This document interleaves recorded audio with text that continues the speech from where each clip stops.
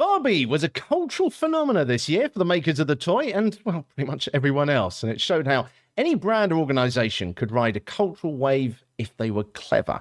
And it also demonstrates how a brand from 1959 was able to communicate and develop conversations with an audience whose age spreads across decades, emotional triggers, and needs. Welcome to the Public Relations Podcast, a 40 or so minute dive into PR stories this week and what we can learn from them, PR conversation, as well as lots of tools that we spotted for communicators too. The Public Relations Podcast with Richard Nidson. My guest host this week is the amazing Heather Wagner-Reid from Juice Consulting, who'll be joining me in just a few seconds' time. But welcome back to the second episode of the brand new format of the Public Relations Podcast. We've got a lot to talk about this week. There are AI tools for media training, coping with situations where the press confronts you when you're not ready. We're talking about my guest campaign to get people talking about what we do with bottled water and their campaign for freewater.io.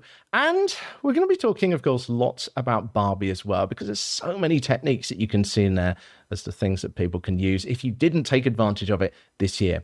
A big thank you also to Adam Weeks from Serious Influence, who joined me for the first episode of the new format last week. And we muddled our way through for rather longer than I planned. But looking at some of the stories that we talked about last week, I mean, there was Apple. Over the past 7 days, there's been a spike in comments about the new iPhone overheating. We were talking about that and about how Apple is facing a harder time perhaps now because Steve Jobs set the bar so high and they've now got to deliver on that compared to other brands which have talked more about a sort of innovative step-by-step approach. And we're also talking about leaks as well last week. And we've heard a lot from social media platforms this week with various leaks, not really confirmed about whether they're going to start charging for you to use social media platforms, whether that's going to mean we're going to get loads more ads if we don't pay. We don't quite know what's happening, but maybe this is a way that they're testing the water and seeing what's going on, as we were talking about last week. We will follow that story closely, though, of course. And don't forget as well, I want you on as a guest host on this show as well. You do not need to be a thought leader, an agency owner, or a big name PR person. This show is very different. It's about frontline PR workers. So if you have sort of 2 or so years of experience, I want you to come on and share your ideas. There's just one other thing I do want to say before we start, and that is that I don't really want to get into talking about sad global events that are going on right now. There is obviously a lot we could talk about from a PR perspective, but perhaps now is not the time for that. So I will simply say that if you are a professional communicator anywhere in the world, I hope you are safe. And of course, we are thinking of you. So I want to bring in my guest for today, Heather Wagner-Reid from Juice Consulting. A huge welcome to you. The first thing is that we're actually recording this a lot later than we planned, but it was all your own fault because you did so well with your marketing campaign, didn't you? It's your fault. Well, I'd like to think so, but I really don't know that that's the case. But we were joking before we started that I was in a huge traffic jam because we're having AC, which is our big music festival here in Austin. Yeah. And I got here a little later. It was just log jam. And we did 2 parties this weekend for Spin Magazine. And I'd like to think that the party, created a lot of traffic. It's still there from Friday and Saturday night. Well, it's perfect words, isn't it?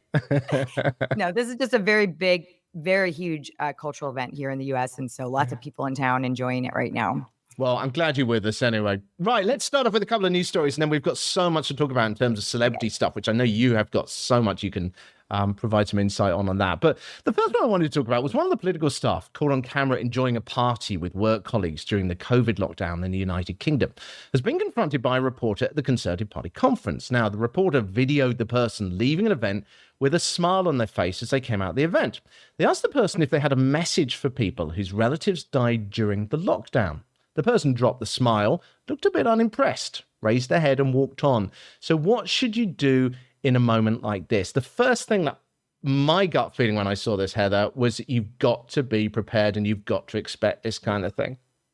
Absolutely. Yeah, no, I thought the same thing. I thought, somebody didn't train their staff properly. I mean, I think when you watch the video, when you actually watch the clip, you can see that they went quiet. And the first question the journalist asked was, "Are you that person?" And she didn't answer, which I thought was good. So she did at least go quiet. But the whole body language, it really, I mean, I'll have to share the link in the newsletter this week. But she went from smiling, which you can understand. She's coming out of an event. And then she's confronted by the reporter, and then she just puts her head up like this and tries to smile. And it just, although you're in very much a kind of no-win situation here, that message was too easy to use as a journalist against her. Yeah. Yeah, absolutely. And, my thoughts too. I think like the first thing would be anyone in a situation like that where you're in the media constantly, you always have to consider that anyone working for you could easily be pulled into a media situation too. And that's an easy, accessible thing. So this person, she's working for a political party, yet was caught probably off guard, was maybe not trained with a key message to respond to a question like that, nor was she expecting it, and came across in a way that was very dismissive. So my thought is, yeah, you got to train your staff. Even if they aren't spokespeople, you still have to arm them. You still have to tell them what to do. you know they may not be comfortable being in front of the press, et cetera, et cetera. There's ways to get around that. You could just you're right, like the body language alone was what Yeah. really caused the problem. I mean, If she had a little bit of compassion in her face whatsoever, that could have changed it's this whole interesting because outcome. I've been at these political conferences, so I know the way that the journalists are moving around, and it's very difficult to avoid it if you are in that public eye. But it's like I kind of feel that the fact that she didn't say anything was probably the safest thing. The problem for me was the body language, because it's like one of the common techniques that politicians are obviously using all the time is that when they're confronted by a bunch of journalists asking awkward questions, is you basically pretend that you didn't hear them. You appear that it was all just a lot of noise. You keep a sort of natural demeanor, and then you just keep walking to that safe space wherever you can do. But the problem I felt with her was that her body language just went, she just lifted her nose up. I mean, do you think, because my concern also with someone as young as that is that she maybe couldn't have handled the follow-up questions that would have come along. So I wonder if being quiet was the safest bet. I don't know. Yeah, I think to me, it came across as a lack of experience with media and just being uncomfortable in the situation and not knowing what to do. Unfortunately for her, though, it was like a media moment that it's going to be hard to live down. If she does have an opinion, what I would say is go on your social media and express that later. Like if she does feel compassion, if she does feel regret for her behavior, she does have a chance to say something about it now. And it could be as simple as, I was caught off guard. I didn't really expect that at the time. Obviously you want to be authentic about it. And that's how we work and advise our clients, is just go to your place of authenticity. And I'd hope she does feel some compassion for the situation, the people that were affected. Yeah. So, yeah, it's such a difficult one when you're in the world of politics, and as well, because the journalists are very much there to try and catch you out. And, they're not there for speeches. They're not there for policy.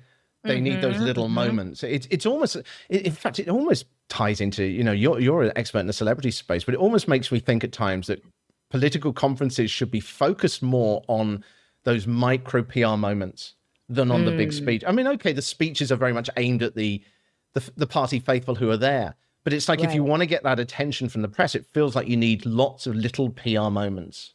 Absolutely. Yeah, I mean, we don't do a lot in politics, but I was in Washington a couple years ago with a leadership group, and I noticed that there were people all over Washington at the Capitol doing interviews constantly. Various Congress members and Senate members, and just doing little snippets of interviews. And it was a very dynamic environment where if they could catch you while you're walking from one meeting to another and grab a comment, that's when they would go in for it. So that was kind of interesting to observe. It was very spontaneous, and obviously they had to be media ready constantly. You never knew when somebody's going to ask you something. So I think it's part of the job, Yeah. But I think it's funny, isn't it, that I think sometimes people think that media training is something I'll do when the crisis hits. And it's like, okay, you haven't got to sit down and spend 10 hours doing media training necessarily before a crisis hits, but you've at least got to do some to get yourself familiar with what that experience might be like. Absolutely. And a lot of times people have no idea, A, what's expected, B, the amount of control they actually have over a media moment, because you really do. If you're prepared, you can take control of that and turn it into something beneficial for yourself. Yeah. 3, how important key messages are. Just understanding your key messages, even if it's not for the media, but you're in an elevator and you have to do an elevator pitch. Like, how are you going to talk about your issues in one brief moment? So, and the key messaging exercise is great because it gives you a sense of confidence when you're talking to others in any situation. Yeah, and maybe So that's exactly what was needed there. Okay, let's move on to Barbie. I mean, we're going to be dominating today, but there's just so many different elements of this. I mean, first of all, let's just have a quick look at a story to do with Barbie. On the 1st of July this year, Google Trends showed that interest in the word Barbie rocketed. No real surprise, was it? It lasted until the last week of July, and then it plummeted almost as quickly, actually. A few days ago, it reached fairly similar levels to where it was before the movie, but still very much up. Now, for marketing people, there was a gap of roughly a month where everyone was talking about it, even if you'd never played with Barbie or never seen the movie, which is the case with me. But during that month, there was a situation where a bus was seen driving down a road in London with a huge figure of Margot Robbie on the side dressed as Barbie. And the bus was all pink to match the movie's colour palette, of course. But moments later, a van pulled up in front of it with a huge pink banner talking about a pink sale for an online retailer called Not on the High Street. No mention of Barbie, but it's obvious what was going on. Now, while this might sound like sort of traditional marketing, it raises this whole question for PR people as to whether it is easier to join an existing conversation than to try and start a new one. When can you try and hijack it? Is it safe to do it? I mean, what were your initial thoughts about this story, Heather? Well, I thought it was fascinating because, it made me dig a little deeper into some of the marketing strategy around the movie. And it turns out that hundreds and hundreds of brands actually almost paid to play in the Barbie space with their products during that time, and doing deals with Mattel, deals with Warner Brothers. I don't know all the legalities, but they had to, you almost had to pay to use that Barbie brand on your stuff. And I think with this, the example of this is someone didn't pay to play. They just went with the pink bus and, still probably got a lot of leverage out of it because the consumers didn't really know the difference. They're just seeing the color pink and they're thinking, oh my God, there's another brand who's on board. How did this happen? Why is everybody, marketing the Barbie movie? But it's because everyone's talking about it, though, isn't it? It's that it's already in the zeitgeist. So simply by saying pink, you're tapping into that. Yeah. Totally. I mean, I was telling you too, I was coming home from vacation and I was in an airport in Italy, and lo and behold, I found these beautiful pieces of pasta that I brought for my daughter. Oh, you have to lift it up a bit more. If you're watching on YouTube, you will see how Barbie pasta. I mean, who wouldn't want this? What little girl wouldn't want this? What mother, who grew up, who's in, my age, who wouldn't think, oh, that's amazing. I got to get that. Great price point. But, this is a significant pasta brand that obviously decided to go with the film branding, and they had aprons, they had whole boxes of goodies to take home. And I think the phenomenon was that the movie and the product, so many aspects of this spoke to people emotionally, in the sense of, it wasn't just, it was the Barbie brand. It was also the music. It was the fashion. Yeah. Obviously, you didn't know what the movie was about until you saw the movie. So it was also the anticipation of what this would be. But I think once you saw the movie, your perspective even changed further because of some of the incredible messaging in the movie. We'll have to talk about Barbie as a brand itself, but it's just this whole thing about kind of getting involved in conversations which are already happening, isn't it? I mean, I was thinking about another example of this. There's a street in the city of York in the middle of England called the Shambles. And this is the street that they modeled the street, and I'm trying to remember the name, is Diagon Alley from Harry Potter. It's a sort of shopping street where they have all the magic stuff like that. And they modeled it on that because it's a higgledy-piggledy, really old-looking street. And once it was kind of known that this street was what had been used as a model for that, there was a shop that set up on that street called something like the Wizarding Shop. And it had sort of wands and bits and pieces from Harry Potter. And then I think it was about 6 months later, the official Harry Potter shop set up the other side of the street. But you can see how, again, that shop, the Wizarding Shop, was incredibly popular when it first set up because people are already talking about it, isn't it? It's about getting involved in conversations people already. I sometimes feel that people spend so much time sitting around at the boardroom trying to think of a new idea. And yet, actually, it's those conversations are already happening. Yeah.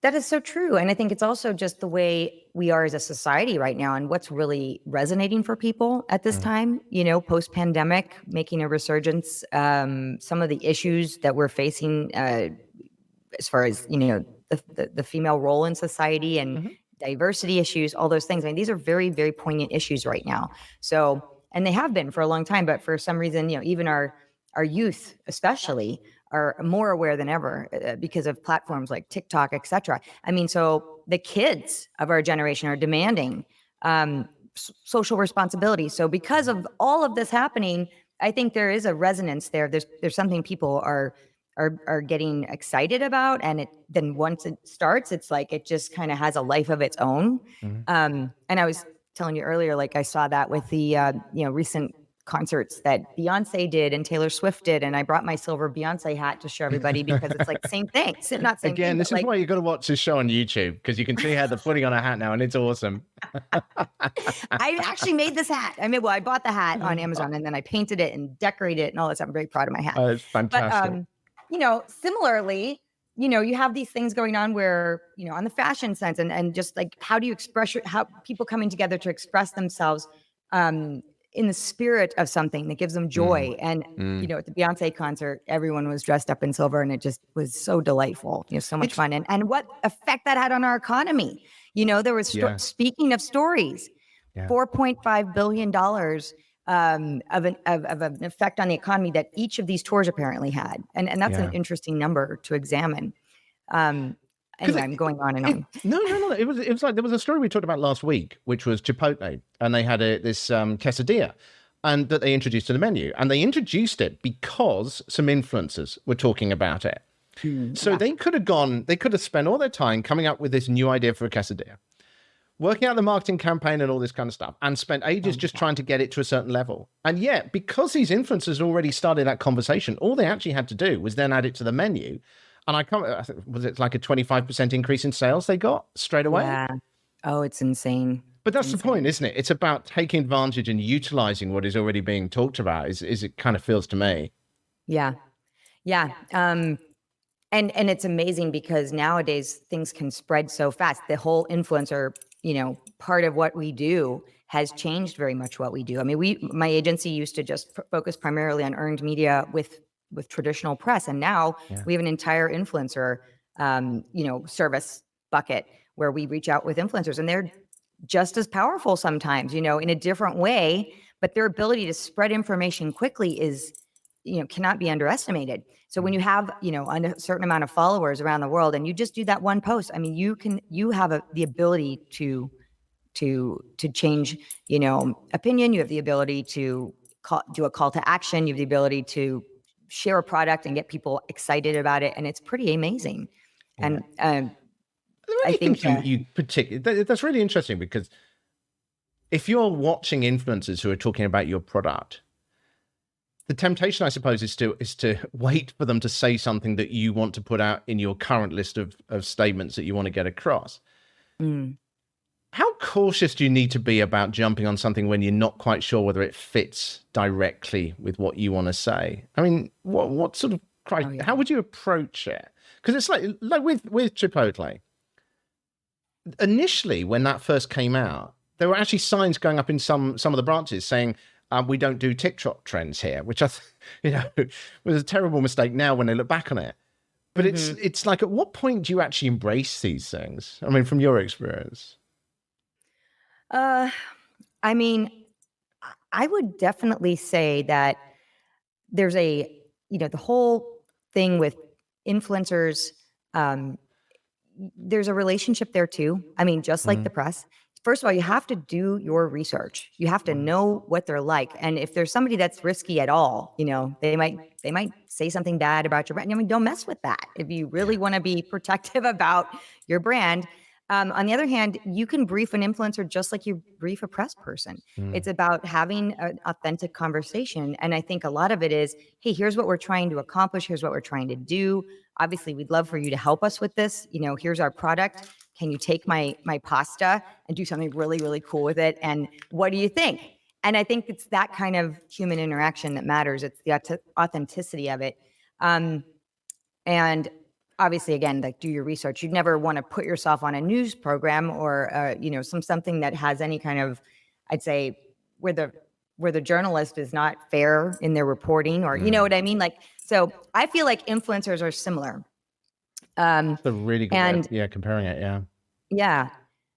But the thing with influencers is it's not just about people who are sitting there making content for social media. And we always think of influencers also anyone who has a large following. So it could be a Yes. celebrity, it could be, you could put politicians in that bucket, anyone who has a large following who would be willing to share your information. So, in that respect, each one would be handled very differently. I mean, there was that research from Ogilvy that came out quite recently, which was talking about the fact that CMOs are very much looking now for influencers on LinkedIn and nano influencers. They're looking for expert voices. So, I think often people think of influencers as just being teenagers doing makeup tutorials, and it's an influencer is someone who has a following, who is trusted and respected as an authentic voice, isn't it? God, we could talk about it. Let's talk about Barbie. Let's go into a bit more detail on this. I mean, part of PR, of course, is finding the message that resonates with people. Without understanding what triggers people, we can't create that conversation. And some recent research showed that people have very clear ideas about whether they want a brand, for example, to be old or new. According to the Achilles heel of established brands from the Journal of Marketing Research that came out recently, when they buy tech, they want to buy from a new upstart company. But if you're buying furniture or a watch, they want the 100-year-old brand with heritage. The conclusion was, if we want quality, we go for an old brand. If we want innovation, we go for a new one. So then we come to Barbie and things get more complex. Do we want an old Barbie? Do we want a new one? What is Barbie? What is the conversation people are having? Barbie, of course, was launched on March the 9th, 1959 at the New York International Toy Fair as Barbie teenage fashion model. And it's a cherished memory that many people have from growing up. But it couldn't stay in its 1950s form. In recent years, of course, criticism of outdated ideas led to more body shapes, skin tones, a more confident, realistic look to modernize it. Now, you might think that the brand now is very much focused on being new. But then you look at like the movie this year that played very much into nostalgia. It had a PG rating, not a universal one. So presumably it was aimed at mums remembering their youth. So Barbie is having to play this delicate game between a brand that is based on modernness and nostalgia. So what can we learn from what Barbie is doing? I mean, the first thought I had on this is that you've got a company here that knows they have different segments to their market. And obviously in modern society, a fragmented society now, we can't think of our audience as one type of person anymore. That perfect persona simply doesn't exist anymore, does it? I think they did that straight away. They've done that really well. Yeah. I mean, I'm sure they sat around in a room with the highest level of marketing gurus that they have on their team and defined their target audience as one of the very first things. And I bet you anything, as time went on and they started to see the reaction of the public to this film, I bet you anything they at some point had to expand that and think about, oh my God, it's now triggering this group or that group or this demographic. I mean, I always feel like the marketing plan can be a living and breathing kind of document, Has to be, yeah. Happen, and who would have thought that this would have become like a movement? And so many brands, I'm sure the brands were coming on board all the way up until the week of the movie coming out. Yeah. So, that being said, I think defining your target demographic in a marketing, strategy is very important. And I tend to do that obviously when we do media campaigns. It's like, what audience are we trying to reach? And obviously what publications can find that. Yeah. And for this particular message though, isn't it? Because it's like when you look at Barbie, you think, well, here you were trying to reach, obviously it's stereotyping, but you're trying to reach mums who are remembering Barbie when they were a kid, or the imagery or the sort of classic designs of clothing, the styling of the marketing was all very much aimed at nostalgia, rather than saying, buy an up-to-date modern Barbie, you little child, wasn't it? Right. It was a different message, but for the same product. I mean, I'm one of those moms. I have 2 kids. I grew up with Barbie, my daughter is 11. She grew up with Barbie.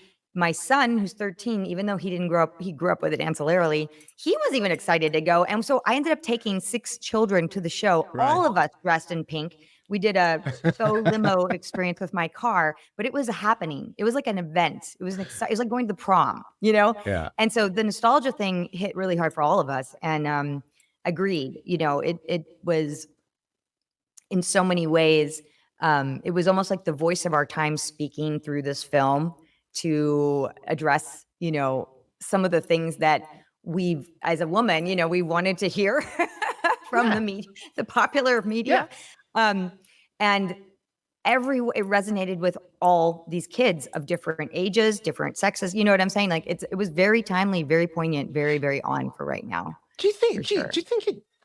I mean, it's interesting. Do you think it was more targeted at the mums than the youngsters, though? I mean, because it's like, It was PG-13, so yes. yeah, it's like with cars. Okay, one of the interesting things that's come out from sort of car research is that the natural thought with a car is that a man picks a car, but actually, no, it isn't. It's the women have a massive influence on what is picked. So when you're doing your conversation building, your PR on this, you've got to think about, well, what might be of interest to that person, to that particular audience, isn't it? So it is about being very clear, not just who the one persona is, but who the different aspects of the market is. You've got to gear up your message and your lines too, so that it appeals. I mean, the classic, you've got kids. I haven't got kids. So when I hear an advert that starts off with the words, "When you're taking your kids to school," I switch off because that doesn't engage with me. So it's about getting our core lines to resonate with the audience we're trying to reach, isn't it? Yeah. Totally. Well, at first I was thinking, obviously the parents decide how to spend the money. They're the ones who give their kids money or spend the money, so that's a starting point there too. I did think it was interesting that it was PG-13, but I think it was probably well rated for the content. But that didn't stop those of us who had kids under 13 from bringing them. I mean, I feel like a lot of younger kids came to see that regardless. So yeah, it was. I even missed the first part of the movie because there were so many people attending the night we went that the line for popcorn was 30 minutes deep. And I swear I was there for the kids, so I got them the popcorn. They're watching the movie. I have to go back and watch the whole thing. But I think it's one of those movies that no one will forget this summer. It's been a very, very interesting summer for a lot of very pro women. Cultural events. Let's put it that way. Again, we're talking about things that are having the conversation. I mean, how do you think we can apply what Barbie's done to other businesses? So, I mean, let's say that we've got a question coming up about a heart health charity. If you look at that, for example, and I'm guessing here because I'm not an expert in that stuff, but I imagine that you've got a lot of different case studies within heart health. You've got probably older people. You've got people that are carrying too much weight, people who are young who've got congenital conditions.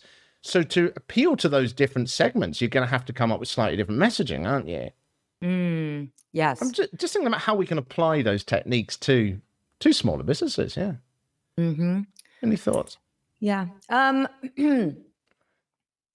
think that's where I teach a class about PR and marketing. I'm always talking about how strategic alliances and community partners are so important because they help bring their own marketing value to what you're doing, but also it helps to show that you have a conscience as a business and that you have something besides just trying to be profitable. And that's what really resonates with people. It also resonates with media and media sponsors. I mean, it's almost like creating as a business, looking for those types of alignments just opens the door for so much more to happen, so many good things to happen, obviously.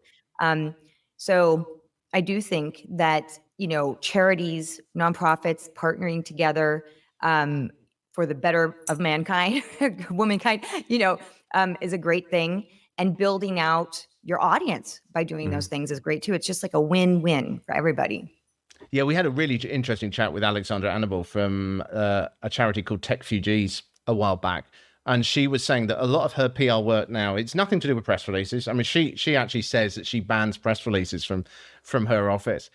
She sees it as being about relationship building. And that means, so she doesn't care whether she puts out the story and it gets in the press or a partner she's working with puts out that story and it gets in the press. Right. As long as the message is getting across.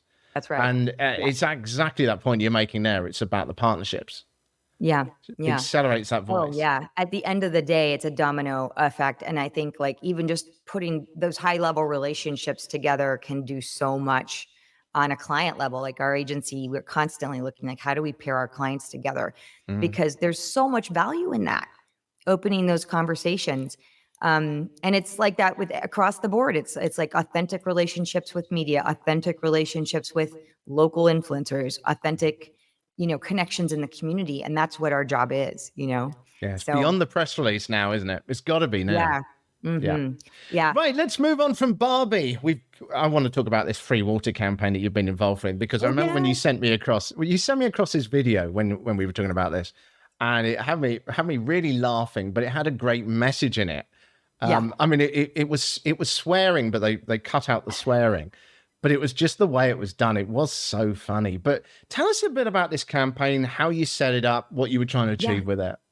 Absolutely. So, and I'm glad we're talking about it because it is a global brand. I mean, this is the phenomenon about free water, is that it is known around the world.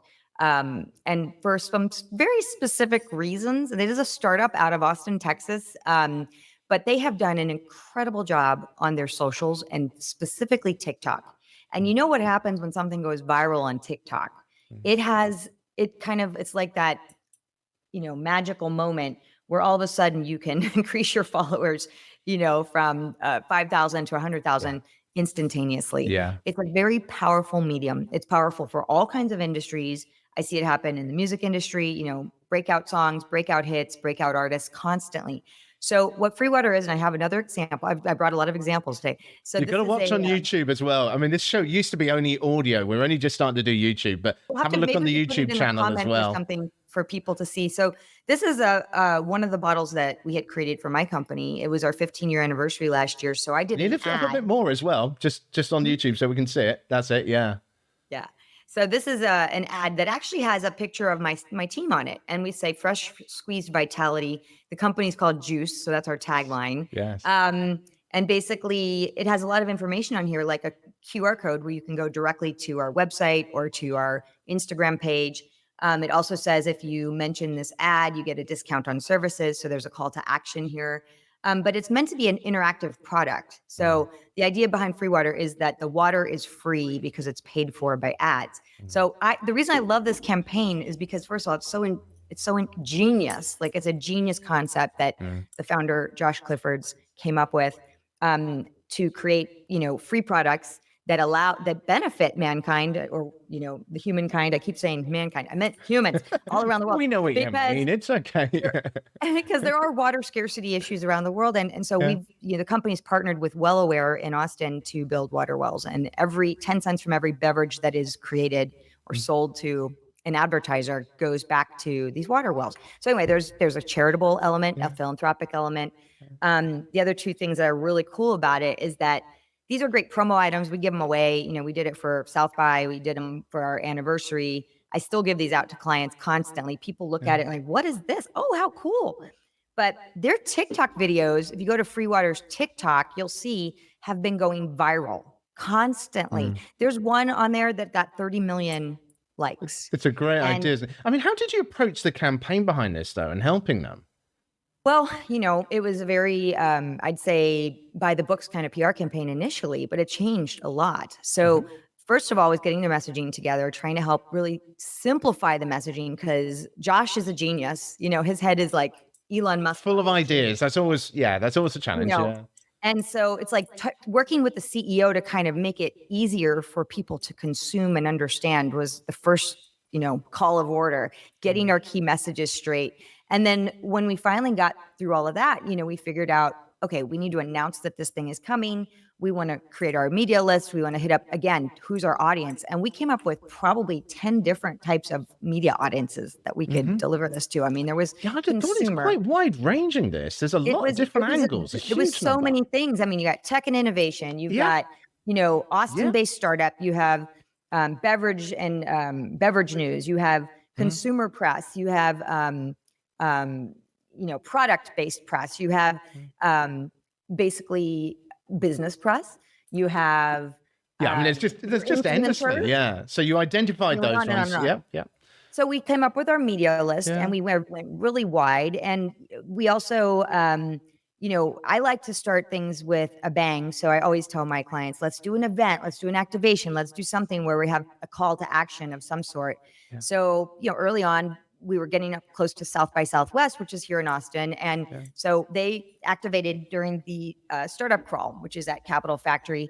And they had all their products out with startup crawl is literally like one of the most packed tech events you could attend probably ever. Yeah. And people from all around the world. So Free Water is giving out their waters, and it made a splash. At that point, Capital Factory invited them to become part of their, I guess, investment portfolio. Like, if they come and be at our offices, we want you to be one of our, startups. Awesome. So Capital Factory took notice. And then after that, we started getting a lot of influencers coming. And these are people willing to do it without a cost involved. Because So they these were were people compelled coming by to the you brand. just because they love the story. So it is the classic earned media, isn't it? Where people used to cover something because it was a story. That's right. It's when you start doing the PR push to the PR pool, or the PR like, oh, now we got to manage all the things coming in. Yeah. So things switched very fast. And something very interesting happened too, is that because they're getting so much action on social, media were contacting them through their socials. So through TikTok, through Instagram, asking for interviews, podcasts, YouTubers. I mean, especially people that lived online were coming to the company. And it became a little bit of a household name in Austin, because I'd bring it up in my class with 20 somethings, and I'd say, there's this client, Free Water. Oh, we know Free Water from TikTok. Well, that was happening around the world. And if you look at how the brand is perceived around the world because of their prominence on TikTok, people see it as a major brand, and it is, hey, that is what branding's all about, right? So the challenge then was basically managing all this inbound PR then, wasn't it? Yeah. It had gone from an outbound PR to an inbound PR campaign. Absolutely. And I mean, the team, it's a small team. So we're the agency. I'm also on the team. I've been on the team as well. It's kind of an interesting relationship because I love the company so much. I also dived into this. So, giving my whatever expertise, connections, etc., that I could. But, they were getting inbound press on the socials. And so that became another stream of opportunity. And how did you keep the narrative going then? I mean, there obviously are so many different possibilities I can think of straight away, but what did you focus on? How did you do that? Well, we started to just kind of put little tidbits out there about what was to come, what to expect from the company. So the other thing is, there's two things. One that I find so compelling about the brand is they want to create the world's first free vending machine and put these vending machines all around wherever they possibly can. I love it. And they also want to create the world's first free supermarket, Amazon 2.0, where, and this is something that Josh should really be speaking to, not me, because Josh is the inventor of this idea. But the concept is, creating a space where people can come and get free products. Of course, there's going to have to be a system involved. You can't go just take them all. But, there's a certain amount of interaction with the product maybe to get it. Like with the vending machine, you have to watch an ad to get the product. But it is a way of, yet again, creating that, consumer brand interface on multiple levels. So it's not just then the ad on the can, it's also the video you see to watch to actually get the can of water. How are you managing this now? Because this sounds like you've got a billion potential ideas. So how are you working on what to focus on? Because as you say, there's only so much, there's only so many hours in the day that you can do this.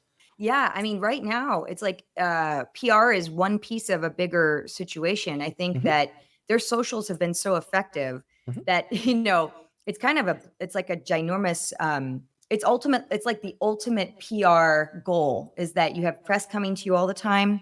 You don't really have a lack of coverage, and you've got these socials that are just going crazy. I think we're kind of in between media moments right now. I think when the vending machine comes out and other projects are announced, funding rounds come out. I mean, they're still looking for investors, things like that. So right now, I'd say we're just going through this cycle of things are really good. Things are actually just continuing to happen. But you've got presumably a sort of plan for the coming year or so of what you would like to try and hit, and then you'll adapt from there, right? Yeah. I think that, again, South by is going to be a big moment because it is an Austin company, right? So you get a lot of eyeballs, a lot of tech press. You could pitch this to any kind of press because any type of industry could use it. Yeah. Music.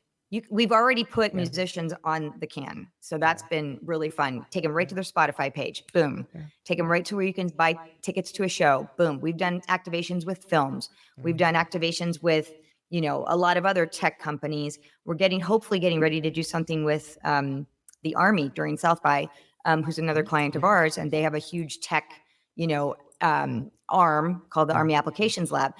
people just find it to be a multi-use product that serves a lot of different It's a purposes. And great you story, also isn't it? feel good about it because it's giving back to charity. Yeah. So in turn, Well, you're giving back. one question I love to ask with things like this is that, PR in the world is changing all the time. Has there been anything that you've learned in particular from this campaign which kind of surprised you? Or, is something that's like, oh, we've got to do that in future now because this works now.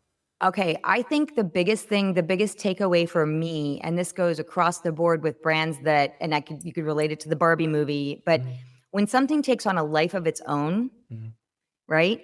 You go into a campaign, you don't ever really know if that's going to happen. That's the ultimate goal, right? It's even like that with music.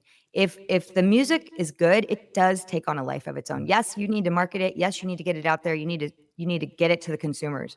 But at a certain point, things go viral. And that viral aspect of a campaign changes everything, because instead of you being on the side of you're pitching, You're trying to push that more on the story out there. receiving Listen end. to us, please. Yeah. Yeah, you're more on the receiving end. I mean, when I Yeah. worked with Beyonce for many years, and it was like that with her. I mean, there were so many interview requests. I wasn't doing PR. I was on the management team, but there were so many PR requests coming in constantly. At a certain point, you just had to shut it down and say, whoa, she only has so many hours in a day. So there's going to be certain things she can do and a lot of things she's not going to do. And that is just the reality of a big brand. And again, Barbie, I think it took on a life of its own. It Who is would the have ever challenge, thought? though, isn't it? Because when it's coming in, it's like in politics. When you're dealing with political PR, journalists need politicians to give them content so that they can run their newspapers or outlets and stuff like that. So it is very much an inbound situation. You're always trying to push out an agenda of what you want them to talk about. They've got their own idea, and they're constantly coming to you for that. So it's very different from trying to put out a sort of consumer new idea brand. That's an interesting point. Yeah, it's that viral moment, which is really what struck you. Yeah, I actually have to say, I mean, I've had the luck of working on both sides. I mean, I've been on certain campaigns where you are pushing out and many things where you're on the incoming. And it's an interesting dichotomy. I always talk to my team who are younger about what the nuances are of both, and it's probably a little bit more fun when you're on the inbound because it's, certainly easier. You're not like struggling like, Yeah, you're just managing it rather than going, oh, why won't someone listen? right. Yeah, you have to unfortunately learn how to say no a lot, which is not easy, not fun. But it is a reality that there's only so many hours in a day, and at a certain point, things get so big that there's You a have cost to manage entry. that. There's a cost to entry for Absolutely. things, Yeah. So Awesome. Right, we've got a few more things to talk about in the show today, so we will have to race on because there's so much I'd like to talk about with Heather. It's so interesting, this stuff. Don't forget, the newsletter comes out every week. It is free. It's basically just my conclusions from what I got out of the show each week. So if you would like to get that, head to the publicrelationspodcast.com/subscribe, and you can get that there. Quick AI story for you. I can't remember where I saw this story again, but I thought it was quite interesting. It was talking about how AI could help improve media training, and having done quite a bit of that myself, and Heather's done quite a bit of that too. It's like part of the technique is playing devil's advocate, of course, when you're asking those awkward questions. And whilst AI can't replicate the power of a human asking those questions, the intonation in your voice and stuff like that, the article was saying, well, maybe it can come up with ideas for the kind of questions you might be asked. So I thought I'd give it a try. And I actually entered into ChatGPT and I said, imagine you are an aggressive TV interviewer and you want to catch me out. Give me a question about the use of PR in business. And it said, I quote, all right, given that public relations has been criticized for manipulating public opinion and essentially whitewashing corporate actions, can you explain why businesses should be trusted when they invest heavily in PR campaigns? Isn't it just a sophisticated way of covering up their misdeeds? Oh So there my you go. gosh, no. Hilarious. Whoa. It's quite interesting, though. I mean, that was me putting in a very basic prompt, but you can imagine that if you put in a news article or you put in that something that a journalist who was going to interview you has written before, then it could look through that and suggest some more ideas and act as a brainstorming tool that can help you come up with some questions to ask the person that you're working with. Yeah. I thought that was quite interesting.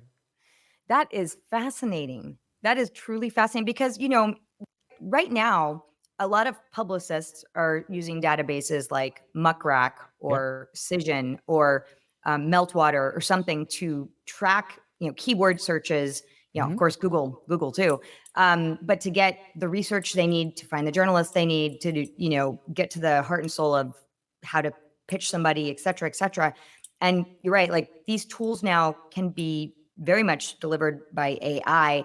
You could easily have that do your keyword searches on, multiple fronts and find out potentially even more than you might doing it on your own. But You know it's what I just mean? triggering the type of questions as well, isn't it? I mean, you still need someone, someone like us actually doing the aggressive questioning and actually putting the people under pressure. But when it comes to actually coming up with a bunch more questions to throw at someone and different ways of saying it, I thought that was quite interesting. It is really interesting. Yeah. Let's have a look at the community bag now. And this is a section where we answer any questions or comments or any thoughts that have come in via LinkedIn or via the newsletter or via email. And let's just have a quick look at what we've got here. So I mentioned this one a little bit earlier. Here's a question for Heather and I. We have a heart health charity. What's the best approach to building strong relationships with influencers in our sector? Oh, actually, influencers. This one. Let's put it over to you, Heather. What's your first thought on that for heart health? Oh, well, what I like to do is, I like to do I'd say a lot of it involves research and doing a deep dive into who you find are the most appropriate influencers for your brand. And, when we do that for our clients, our team just goes at it. We do the research. I ask your AI platform, because that probably will get you some information too. But it starts with research. It starts with really trying to find these people online and, maybe doing some keyword searches on Instagram to see what comes up there. Same thing with, any social platform. But really starting to put them into a database on your own and organize that so that you know how to find these people, you know what they're all about. And then how do you reach out to them? What's the most appropriate way? A lot of times it's just a simple message via their social platform to get them. A lot of times people don't know how to work with influencers or how they, how to use them. Sometimes they're like, are these people I have to pay to work with? Are they in kind? And honestly, the answer is, yeah, it's both. Influencers, some of them do need to be paid. Some do that for their livelihood, and others will do something for you in kind. It's usually the smaller, more, community-based ones. But you can start an ambassador program with influencers who have an actual tie to your issue and give them a leadership role that actually incentivizes them to want to be involved. Like that's a very simple approach, What would make them want to do this for you is a great thing to think about. Yeah, you've covered so many of the points I was going to say about the ambassador thing as well, is getting people involved in it, allowing them to feel part, and they're more likely to be talking about it in a positive way, and also providing you with useful feedback as well as to what that messaging needs to be, isn't it? And also that point we made earlier about nano influencers, it's not just about makeup, teenagers doing makeup tutorials. It's who are the people that are actually reaching the market that you want to reach. Yeah. The other question, how do you handle a situation when a client and the media have conflicting interests or narratives? I think that's almost always the case, actually, in the world that I used to work in political PR. One of the things straight away is that, clients always want free advertising. Journalists don't want to give you free advertising. They're in the business of getting the advertising to pay for their jobs and paying for their salaries. So I think if you're struggling with this, if you're struggling with trying to get the message across, it's because you haven't bridged your story to what they need. You've got to think about bridging your message. Any thoughts, Heather? Yeah, absolutely. Like doing a deep dive again into who this writer is. What are they interested in? How do they work? What do they like to cover? And if it is a fit, if it's something that if you want this person to cover you, you really need to think about what's going to be a value of interest to them. You can't just cold pitch them your idea or cold pitch them your product without going through that process. And it's very important to think about it from their perspective, as a journalist. And really, I love, again, going back to key messages. If you know what your key messages are before you even go into an interview, and you are very confident in that, then no matter what the questions are, you can always go back to what your key messages are, and that is trying to integrate both the answer to the question and why you're there in the first place. Perfectly good example of what you learn in media training. But it's important because sometimes an interview can go off to a whole nother direction that you didn't even come to talk about, and you don't want that to happen necessarily. So. Yeah, it's bridging. I still love the word bridging because it does sum it up. It's about connecting what they're saying with what you want to say and making sure that you're still delivering an answer that sounds like what they want as well. Yeah, but again, like as a PR person, and going back to what you were saying earlier, it's like I think authenticity is so important in all of this. It's like I never want to personally work with clients that I have to feel like I have to cover something up or not be authentic with. So it's like, if you can be authentic with what you're saying and you're there with a belief and you want to advocate for something, or you want, that's, to me, those are very important values to have when dealing with the media. I know it may not work in every PR situation, but those are the things I like to work on. Yeah, I think authenticity is underrated, but it is a hard skill to do because everyone's got an agenda, isn't it? And it's trying to get into well, what do you really feel? What is actually going on in your gut rather than that core, just focusing so hard on that sentence you have to say. I remember doing an interview, gosh, many, many years ago with a council official. And I asked about 6 different ways the same thing, and he just said the same sentence each time as his answer. I mean, very slightly different, but it was basically the same sentence. And it's like, well, yes, you said your message. Sure enough, you did. You said your message. But do you know what the audience reacted to that?